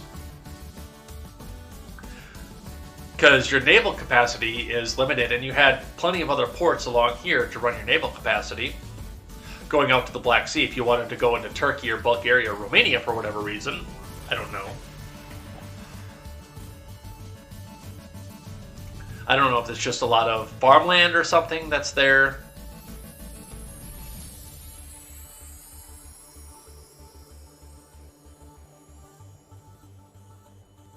Oh. I mean, it looks like a lot of, maybe not even good farmland. Looks like a lot of sand and a lot of nothing. I'm not sure. But that's what we have off that. I'm very concerned with Putin. We know it isn't just provocation and disruption. He took Crimea and still occupies it. He threatens the Baltics, and he should be taken very seriously, he said. Turtleman McConnell on Monday called on Biden to take a tougher stance with Putin during the call. President Biden has the opportunity to set the tone when he speaks with Putin tomorrow, McConnell said on the Senate floor. The stakes for what the president's call with Putin couldn't be clearer. We know what happens when the U.S. fails to engage with Russia from a position of strength. We know what weaknesses and capitulations get us. Republicans are pairing the pressure campaign on Biden with a push for a vote on tougher sanctions legislation in process. Republicans are demanding a vote on an amendment sponsored by Senate Foreign Relations Committee Chairman Jim Risch and Ted Cruz to sanction the Nord Stream 2 pipeline, a top Putin priority that would undermine the security of Ukraine. But Biden's Secretary of State Anthony Blinken has lobbied against the effort, and Senate Armed Services Committee Jack Reed blocked a vote on tougher sanctions on the Nord Stream 2 pipeline before Thanksgiving. The amendment appeared to have a chance of getting the vote last week, but that effort fell apart after Democrats and Republicans couldn't agree on a package of amendments. So, a lot of stuff moving in all directions here. We could go to war with Russia. That could happen. I can't imagine that they're going to go very, very kindly with sanctions going against them, especially on their key form of income, the Nord Stream 2 pipeline. Alright, last one on this, then we'll move on to some other stuff, and some of this stuff is going to be quick hitters too. We might get through it all today. We might finish it all out today. Probably not, we still have a bunch of stuff, but a lot of this is a little bit quicker. Ukraine's defense minister warns there will be a bloody massacre if Russia invades. From Matthew Chance. Ukrainian defense minister Oleksiy Reznikov has told CNN that there will be a really bloody massacre if Russia decides to invade Ukraine, and warned that Russian guys will always come back in coffins, amid heightened alarm about troop movements on the nation's border. Reznikov urged U.S. President Biden, who was set to speak with Putin of Russia in a video conference on Tuesday, to stand firm against Moscow. If I can advise President Biden, I would like him to articulate to Mr. Putin that no red lines from the Kremlin side should be here. The red line is here in Ukraine, and the civilized world would react without hesitation, Reznikov told CNN in an exclusive interview on Monday. The idea of not provoking Russia will not work, he added. U.S. and Western officials have expressed concern over the buildup of Russian forces on the Ukrainian border, with the Secretary of State Anthony Blinken saying last week that the U.S. must prepare for all contingencies. So, Reznikov basically just said, fuck around and find out. Well, our foreign policy just got a lot more interesting. Are you guys ready for that? Are you ready for war?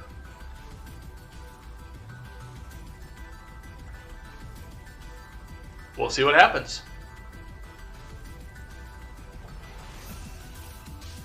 Alright, let's move on to some other news. Starting with this one here, a tweet from CBS Dallas-Fort Worth. High praise for a canine officer at Dallas Love Field Airport after more than $100,000 was found in a passenger's luggage.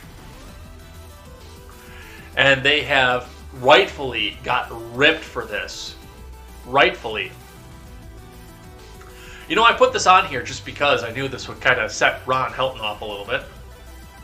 More than $100,000 seized after canine officer at Dallas Love Field Airport sniffs out bag from CBS 11 and 21 of CBS Dallas Fort Worth. High praise for a canine officer at Dallas Love Field Airport after more than $100,000 was found in a passenger's luggage. On December 2nd, the canine named Valentine alerted an individual checked suitcase. It turns out the bag belonged to a 25-year-old woman from Chicago who was on a layover at the airport, contained blankets and 2 large bubble envelopes filled with $106,829 in cash. The woman who owned the bag was not arrested, but the money was seized, and police say it will be the subject of the civil asset forfeiture process. Canine Valentine is part of the Dallas Love Field Interdiction Squad, which is a unit of the Dallas Police Department's Narcotics Division. Now, they were very, very brief on this, but I have done some other looking with this and figuring out what happened with this as well. And it turns out that because of suspicion, because of money laundering charges especially, it is apparently illegal in Texas to carry more than like $1,000 in cash on you at one point. And therefore, this $100,000 will be in for civil asset forfeiture for no crime being committed.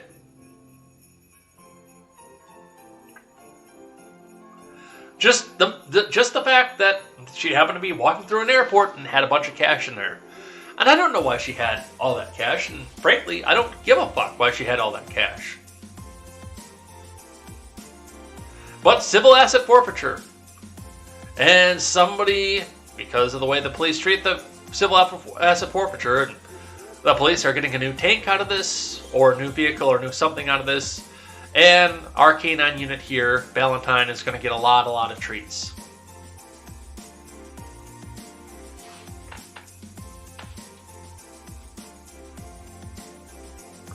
I don't know why. Freest state in the union, Texas. Can't carry more than $1,000 cash in you at one point. What the fuck is wrong with this world? But, unfortunately, this is not a new thing. I grabbed a brief one for reference from IllinoisPolicy.org. Law enforcement now seizes more property from citizens than burglars. Well, government is burglars, so I don't know where you draw the distinction, but Bryant Jackson Green brings us this one. Most people expect law enforcement to protect private property, not to be among the largest violators of property rights. But too often that's not the case. In 2014, the federal government took more money through civil asset forfeiture, seizing private property, than thieves stole through burglary, according to a new research report by the Institute for Justice. But this is not just a federal problem. Millions are also taken in by Illinois and other states every year with little to no oversight and with few due process protections for property owners. In the same report from the Institute for Justice, Illinois received a D- for its civil asset forfeiture laws.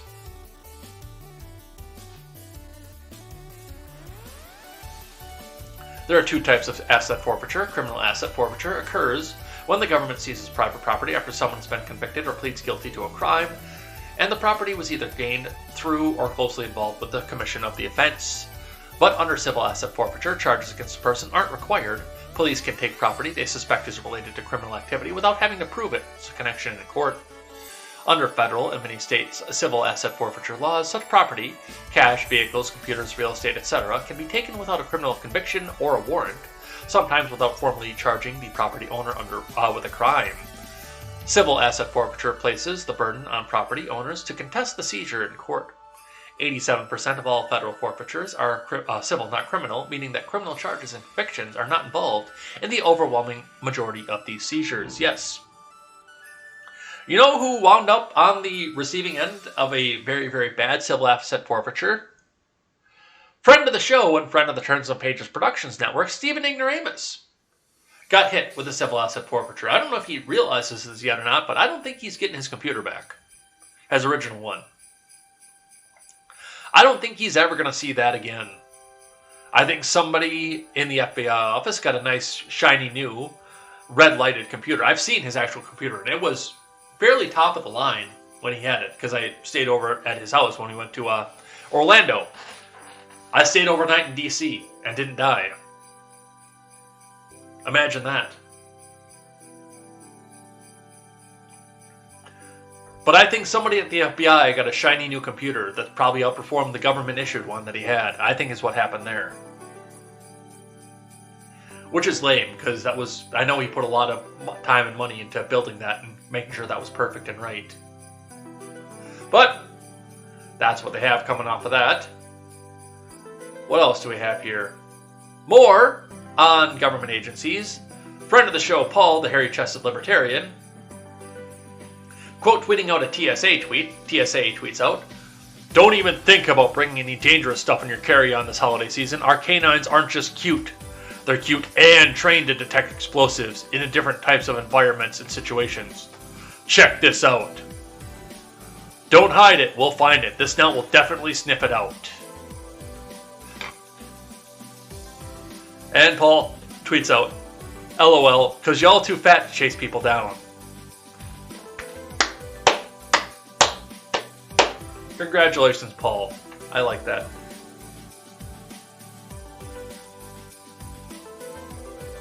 From CNN, Biden admin expected to announce diplomatic boycott of Beijing Olympics this week. From Caitlin Collins. The Biden admin is expected to announce this week that no U.S. government officials will attend the 2022 Beijing Olympics, implementing a diplomatic boycott of the Games, according to several sources. The move would allow the U.S. to send a message on the world stage to China without preventing U.S. athletes from competing. The National Security Council, which has been privately discussing the boycott, declined to comment. President Biden told reporters last month he was weighing a diplomatic boycott as Democratic and Republican lawmakers, including Pelosi, advocated for one in protest of China's human rights abuses. But the connection in China will reach out to Hunter and say, "Hey, come on, man. Just tell your dad to lay off on us here. We'll be better next time, we promise. No, tell your dad. We'll get you 10% more for the big guy, don't worry."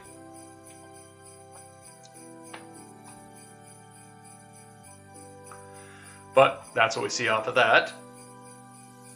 From Fox, Republicans blast Biden's diplomatic boycott of Olympics as too meager.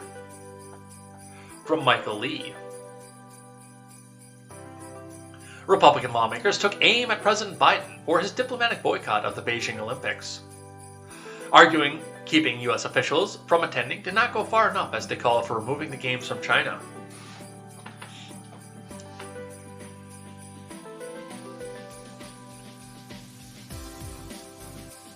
What do we got going on here? Oh, McConnell's talking shit again. I like when McConnell talks shit. I actually do. It's hilarious.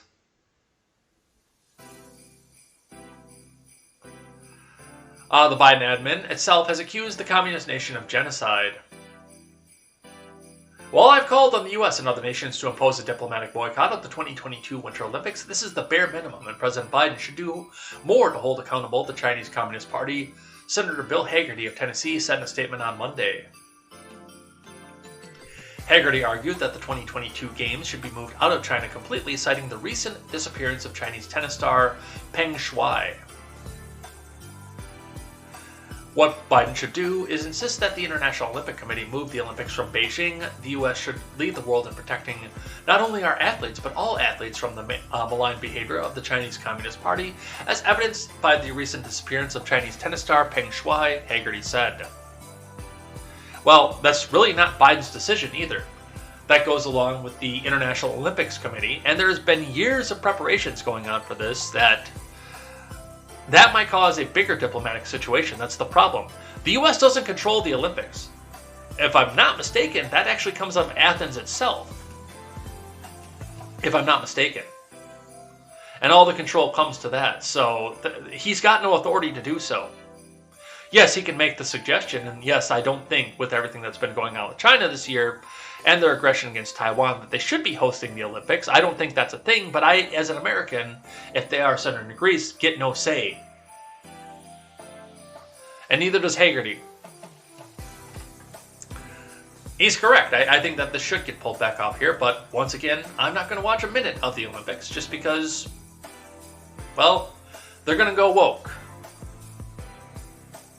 We did have a Beijing Olympics before, but I think that was the opposite season. But yes, you are correct. We did have a Beijing Olympics not that long ago.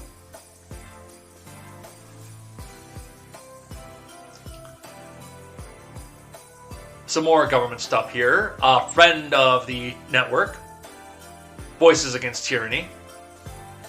I cannot think of his name right off the hand. I can see his face. I can hear him. I cannot think of his name. But on Tyranny Caucus, I'm incredibly impressed at the signing of this. They really are singing of this. They really got that down. Hashtag end ICE. Quote tweeting, of course. Now instead, Ortner. Trent Ortner, that's his name. I could see his face. I could not think of his name. Ortner, that's who it is. Now, instead of coming out of this house to dialogue with us, Secretary Mayorkas has sent Secret Service agents outside to destroy our message to him. We brought 115 of Trump's ICE contracts, which Biden promises DHS would cancel. Instead, they continue to terrorize immigrants. Now, I disagree with Ortner on the border. We've been on opposite sides of that for a long time. I do think that this nation needs a strong border. But I understand where they come from as well, because the government shouldn't be doing anything which to them includes making a border. But let's listen to this. Hell no, we won't back down. 150 broken promises. 150. Cancel them now. Keep your promises. Hell no, we won't back down. Hell no, we won't back down. 150 broken promises. Hell no, we. Look, guys, the leftoids got a new chant.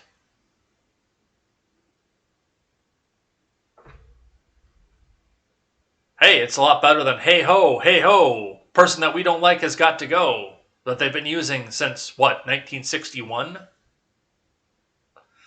Let's throw a like on that one, too. Thank you, Trent Ortner. Some Kim Potter news for us here. Kim Potter trial, parties address jury instructions, autopsy photos. From Fox 9 staff. Opening statements in the trial of Kim Potter, the former Brooklyn Center police officer charged in the shooting death of Daunte Wright, will begin on Wednesday, but attorneys for both parties met with the judge on Monday to discuss proposed jury instructions, among other things. Potter, 49, waived her right to appear and was not in court on Monday. Potter, who is white, is charged in first-degree and second-degree manslaughter for shooting and killing Daunte Wright, probably overcharged once again, a 20-year-old black man during a traffic stop on April 11th. The defense claims the shooting was an accident, but Potter mistakenly grabbed for her gun instead of her taser when she fatally shot Wright. But prosecutors say Potter was reckless and negligent and should go to prison. I think she agrees with that. I just think that you're trying to throw too big of a charge on her. I bet you if you'd have thrown third-degree man at her, she probably would have pled guilty. I'll bet you anything. But you know what they're trying to do with this? They're trying to make another big, high-profile BLM trial that they can have that the jury can't convict on coming into an election year, because this is going to stem into at least the end of December, possibly into the beginning of January. I'm surprised they didn't put third-degree murder onto this one.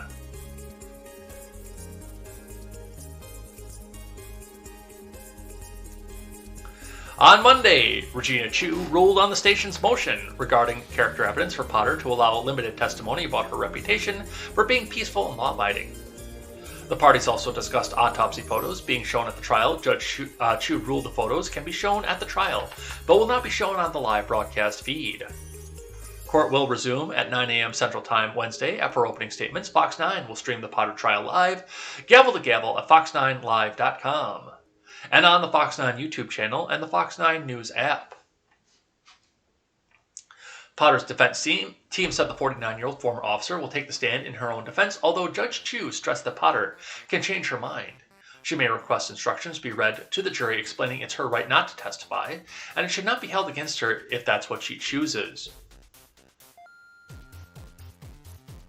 Well, I mean, there's no question that she's guilty, that she did something.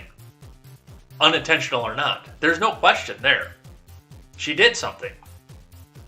Whether it accounts for a first-degree manslaughter, I don't think it does. Second, maybe. Maybe. That's a stretch. And like I said, I think if they'd have thrown third at her, she'd have spent 5 years in the can. She probably would have copped guilty to it. Possibly would have got it out on 1 to 2 on good behavior. And beyond with her life, and still have to realize the fact that she reached for the wrong thing on her belt. But I'd be willing to entertain the fact that she possibly gets out of this on a not guilty because of the overcharge, and then we have the riots. What else do we have? I know we gotta kind of wrap this up here because it's after 9. McBride Law, New York City says they have identified 4 agent provocateurs at the Capitol on January 6th for the Selfie Fest. Let's listen to Fucker Carlson. Well, DOJ has kept those videos under seal, of course. McBride wants them released publicly. There's so much going on tonight. Joseph McBride joins us now. Mr. McBride, thanks so much for coming on. So first, we'll break this in half. The first part of the story is the people who are on tape encouraging illegality, which is itself a crime, who have not been charged. What is tonight the status on that as of tonight? After months of investigation, Tucker, these people still have not been charged. We have multiple people on the ground, 4 in particular that we have identified. Let me just call one of these people out. Somebody who was tagged on the internet by sedition hunters and Capitol hunters as Redface45. This is a person who is dressed in Trump gear, in MAGA gear. He's covered in red from head to toe. His face is painted MAGA red. He's got a Trump hat on, a Keep America Great Again hat on. Yet he is clearly a law enforcement officer. He interacts with uniformed personnel. He interacts with agents in the crowd. He passes up weapons, sledgehammers, poles, mace. Some of those things come into contact with other protesters who have subsequently been charged with possessing dangerous weapons and or using dangerous weapons at the Capitol. That is clearly entrapment. That is clearly the government creating conditions of dangerousness and entrapping members of the crowd to possess weapons and possibly use them for reasons that we cannot comprehend. Wait, may I interrupt you right there? Why is it so difficult? Let's put his picture back on the screen. Why is it so difficult in an age of facial recognition, this is the largest dragnet in the history of American justice, for one Republican member of Congress to force an answer? Who is this person? Why hasn't he been charged? That's a very simple ask. Why hasn't it been delivered? That is a great question. And if you're a Republican congressman or a Democrat congressman or an independent congressperson listening tonight, I implore you, I encourage you to dig into this and to help us, because our democracy and our way of life is at stake. It is on the chopping block right now. And unless you fulfill your oath to your constituents and to your country to step up and to do the right thing here, then our democracy will be lost. There is no doubt about it. You have to help us. So, and I mean, there's a lot of fishy stuff that went on with the January 6th Selfie Fest. There really was. There's a lot of stuff we need to pay attention to and see what's going on with that. McBride, Joseph McBride, by the way, is the lawyer that's involved with this. What he alleged in just this clip. Now, I didn't see if there was any more of the clip that went along with this, but, and he should know this as a lawyer. Any first-year law student should know this. What he alleged is circumstantial. And he is going to need a much, much deeper burden of proof if he wants to actually make the accusation and make it stick that this was actually a police officer and who is entrapping. Because everything that he laid out to Tucker here was circumstantial.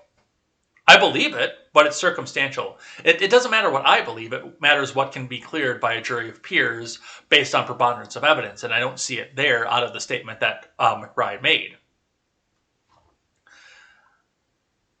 But I mean, you look at they're talking about the fact that this video is under seal, which means you can't see it. And there are other videos out there that are sealed that you can't see. I mean, they can sit here, now those of us who watch the Ignoramus stream have a good idea of what went on and the fact that there really wasn't a lot that was violent except for a few people that were in the midst of it. All we saw was a bunch of people gathering around and some people making stupid speeches on the Capitol step. But otherwise, mostly people just milling around in the building, including my friend Stephen Ignoramus. But remember, that video was taken down from YouTube, it was taken down from Instagram, it was taken down from Facebook, and there's no way to access it anymore. There's none. There's no way to look at this and say, hey, let's go back and have a review of this. There's none, because they eliminated it. All they want out there is the selectively clipped videos that they see of somebody throwing a fire extinguisher, and not the thousands of other people out there milling about peacefully, chanting and making their voices heard. Video of this is probably unsealed, and there's probably more video of this guy out there interacting with law enforcement, passing stuff out, or even touching and adjusting the wire that he has on his ear or on his chest. But that's going to be sealed. So, a lot more that we need to find out about this that I don't think we're going to, because the Select Committee is only interested in going over records and financials from the Trump administration so they can find something to pin on him before the next election year. Some commie coof news. We'll go a little bit long today. I know I can't go too long because I have to work afterwards. But gunman kills wife, kids, and murder-suicide after being busted over fake vaccine card. From Emily Crane. A German man killed his wife and 3 young daughters before taking his own life after he was busted for creating a fake COVID vaccine card, authorities said on Tuesday. The man, only identified as David R., was found fatally shot alongside his wife and their 3 girls inside their home in Canings, Wusterhausen, south of Berlin on Saturday.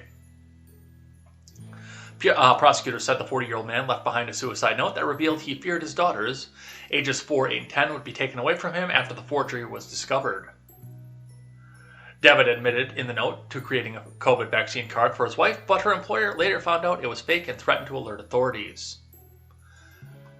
The man feared that both he and his wife would be arrested and they would lose custody of their children, prosecutors said. David's wife worked for the Th. Wildau University, according to the Berliner Courier newspaper. I don't buy it. I don't buy this one. This is fishy to me. I don't buy this one. I'm sorry. I think there was something else going on here, and he pissed off the wrong people, and he got disappeared, and his wife just got caught with a fake vaccine card, so... here's a suicide note right here that explains everything that happened to here. Yep, don't buy it. Don't buy this one. Sorry. Can't do it. Here's one for you guys on the Confederate statues. The statue of Confederate General and First Grand Wizard of the KKK, Nathan Bedford Forrest, was removed this morning. The statue was visible from I-65 in Tennessee. Video from WTVF.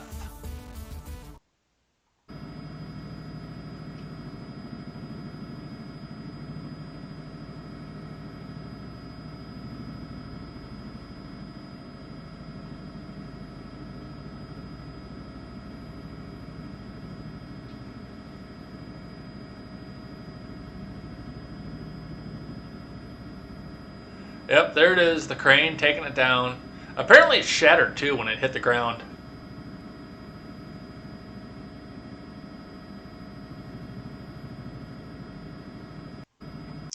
Now this particular incident is different than the other ones that we've seen where they take the Confederate general statues down because of the fact that this was on private property and it looks like the private property changed hands, so that's the reason that it happened here. Let's read from News Channel 5 out of Nashville. Nathan Bedford Forrest statue along I-65 removed after more than 2 decades. From Nick Barris. For years, he peered down the hillside overlooking the interstate, hard for anyone to miss, but now the controversial statue of Nathan Bedford Forrest along 65 just south of Nashville is gone. The controversial statue came down Tuesday morning, and the decision came after the death of the property owner. The late Jack Kershaw sculpted the 25-foot statue and put it on private land owned by his friend Bill Dorris overlooking I-65 in 1998. Dorris knew thousands of people driving by would see it every single day. There was controversy with Nathan Bedford Forrest considering his past as a Confederate general and the first Grand Wizard of the Ku Klux Klan. Over the years, Doris refused to move the statue despite pleas from those who viewed it as a symbol of racism. The statue was repeatedly vandalized, at one point splashed with pink paint. Doris decided to leave it, thinking the statue would stand out even more. Doris died this past year. In his will, he left $5 million for his border collie, Lulu, a number of which has since been reduced considerably. He left a building and a flag displayed to the sons of the Confederate veterans. The rest of the property went to the Battle of Nashville Trust. The executor of the will decided to remove the statue with the approval of the trust. The group issued a statement explaining why, in part, Forrest was not a part of the Battle of Nashville. The property has no historical significance to the battle. The statue is ugly. Even Forrest would think it was ugly. And so, after 23 years, the fiberglass and steel statue went up. Nathan Bedford Forrest and his horse came down. They are now gone from their very, very visible porch above the interstate just south of the city. Well, I wish that this could have been donated. I wish this could have been sold off, because there was some history nut that could have loved it. This was all done on private property. It got an agreement from all the trusts and all the people involved. But I know, like, Midas Touch and those assholes like that, the really American caucus, the Democrats out there, it's a bad day for racists and a good day for America. Yeah, somebody's hard work was destroyed. A dead man's hard work was destroyed. Really awesome, you guys.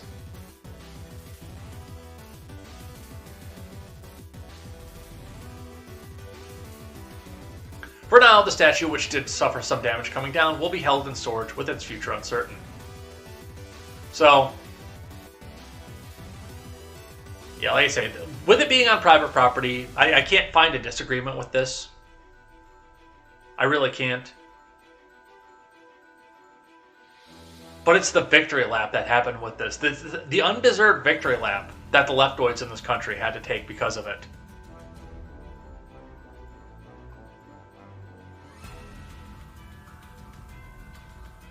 I have this one. I thought I had a tweet that went with this. I really did. I do. I don't know why the hell I didn't put the two together. So we'll read the tweet and then we'll read the article, but just the tweet. The tweet I wanted to focus on for this. NBC News special report. To build electric cars, manufacturers need to mine nickel. To dig up more nickel, a mining company plans to bulldoze a section of pristine rainforest. The ethical dilemma of when promising tech results in environmental harm. This tweet right here is the sweating guy with two buttons right here. No idea what to do. Electric cars are good for the environment. But mining the nickel for the electric cars is bad for the environment. What do I do?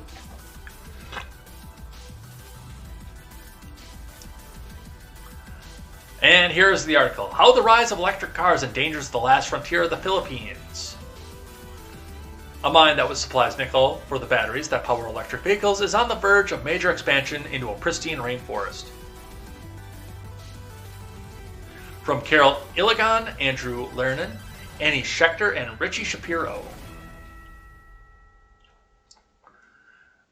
Jaminda Bartolome spends her days at the foot of a lush mountain range tending to her rice paddies. A mother of 6, she leads the group of farmers and members of the indigenous Palawan tribe who believes the crop is endowed with a human soul. That, she said on a recent afternoon, pointing towards her farmland, is our source of livelihood. Bartolome, 56, lives on one of the most biodiverse places on Earth, a stunning island that draws legions of tourists into its crystal blue waters and pristine nature reserves. But these days, her livelihood and her ancient rainforest system depends on are increasingly under threat.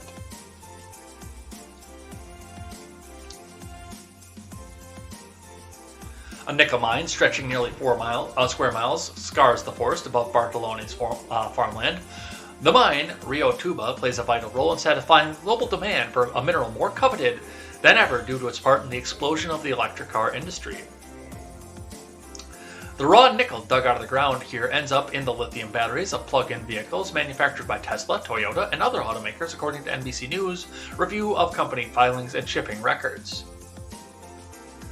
With the demand for nickel skyrocketing, the Rio Tuba mine is now on the brink of expanding deeper into the rainforest, adding about 10 square miles to its current footprint.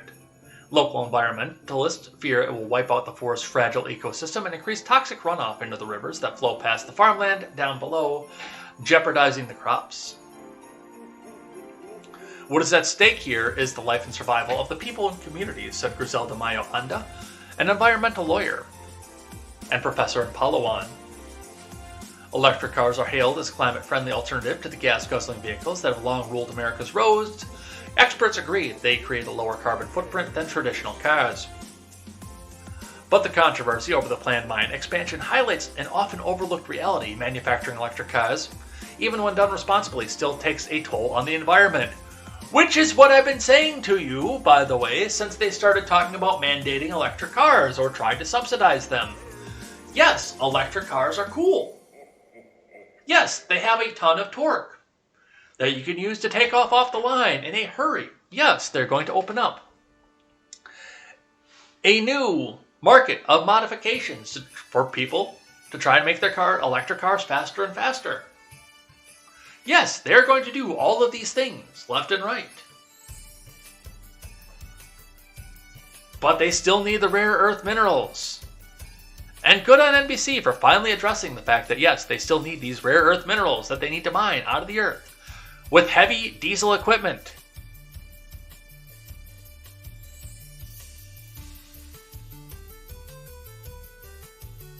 Arvold, I know you've got the meme template of the sweating guy with the 2 buttons. Have at it. Or Katie Z if you're listening too. I don't know if I've seen Katie Z's name in the chat today, but there you go. There's your meme right here from NBC News.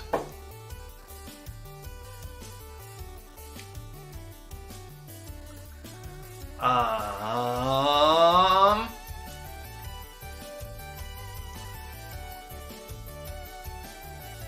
know we're drawing up to the close of it, and the closing arguments are happening here. But we are out of time. I can't do the Jussie Smollett stuff. I really can't. So I think we are going to have to save these last 1, 2, 3, 4, 5, 6, 7 articles for tomorrow. And of course be loaded up with everything too. But I did take you a little bit longer because there's a late Daily Ignoramus today, so we can't just go pop in and raid the Daily Ignoramus. But I think we're done. I think we're going to head out of here for the day. But before we do that, before we end on out of here, I will end on a Wednesday like I always do with something I'm thankful for. So I've looked into this. I've thought about this, and I've mentioned it on the show that I'm better than 50% chance of going down south for after Christmas. What's happened with this, and what I've been thinking about with this too, is just, once again, it's the fact that, you know, I go back to the same thing I'm thankful for over and over again, whereas in 2018, when Rebecca left me and I had no support network, and now I've got people almost outright demanding that I go join them in Georgia for the holidays, which is something that's very new to me at this point. Even when I was in Kenosha with, you know, my family and a large number of friends over there, you know, you never got that demand of, no, you will be coming down here. And once again, it's all going to come down to what the Brandon administration does with the fuel costs. That's what it's all going to come down to at the end of it. It looks like I'm in a good position to make it happen. I've obviously drastically cut spending for the month, so to try to alleviate everything off of this, try to make sure that I have the ability to do so. But yeah, that's what it's going to come down to, is where the fuel cost runs on the Brandon administration. So I know that I can get I looked at it. I can probably get it in what did I say? 3 tanks of fuel. I looked at the distance from here to down there. That's probably 3 tanks. I mean, I went to Florida and back in 5 tanks of fuel, so. And that was via Washington, D.C., so that took me way the fuck out of my way to do so. And I did that on 5 tanks of fuel. It'll be 3, actually, if I actually go down and put an air filter in, I could probably do it in less than that even. It's not far. Realistically, when you've got a 30-gallon tank. But just the demand to do so is something I'm really thankful for, and I hope I get a chance to do it. It will come down to the fuel price. That is what it's going to come down to in the very end of everything. That's what we're going to have to see. That's what we're going to have to look at. And, it's possible. If I use Shell fuel and, do everything else off of this, we could probably do something, make something happen like this. So looking forward to that, especially. Looking forward, even if I can't do it, I'm thankful for the fact that the push was out there. The hard push was out there to make sure that it happened. And I haven't had that for a very long time in my life. So I'm thankful for that. I'm thankful for the changing situation and thing. And the fact that I do have more loyal people coming out with us. Hey, maybe one day I'll even set foot in New York City. It's highly unlikely because I don't know if I'll be able to breathe there, but maybe one day I will set foot in New York City. Although I'm probably more likely to set foot in Boston once again. There might be something in the works for that too, so that's what we're going to see off of that. That's what we're going to have happen off of that, and that's what we're going to close out with for the day. So let's change up the track and let's head out of here.